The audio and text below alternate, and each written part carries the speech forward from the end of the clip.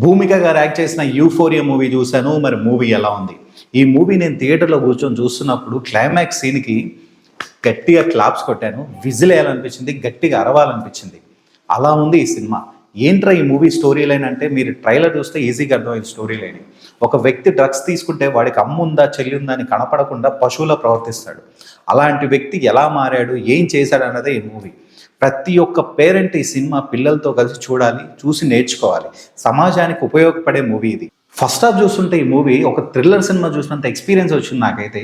అంత బాగా ఇంట్రెస్టింగ్గా క్రియేట్ చేశారు మూవీ. అండ్ సెకండ్ హాఫ్ విషయానికి వెళ్ళిపోతే ఒక మంచి మెసేజ్లా తీసుకెళ్ళిపోయారు. క్లైమాక్స్కి వచ్చేసరికి ఒక ఎమోషనల్గా ఒక ఎండ్ చేశారు. ఆ క్లైమాక్స్ మాత్రం ఎక్సలెంట్గా ఉంది. నాకైతే నేనైతే ఎక్స్పెక్ట్ చేయలేదు. అంత బాగుంది. క్లైమాక్స్ మాత్రం ఒక ఎమోషనల్గా టచ్ ఇచ్చారు. ఒక మంచి మెసేజ్ ఓరియంటెడ్గా ఇచ్చారు. చెప్తున్నాను కదా, ప్రతి పేరెంట్ పిల్లలతో కలిసి ఈ మూవీ చూడాలి, చూసి నేర్చుకోవాలి. యాక్టింగ్ పరంగా అందరూ చాలా బాగా చేశారు. ఎవరైతే మెయిన్ లీడ్ రోల్లో చేశారో ఒక అబ్బాయి ఎక్సలెంట్గా చేశాడు. నాకైతే చాలా బాగా నచ్చింది అతని యాక్టింగ్.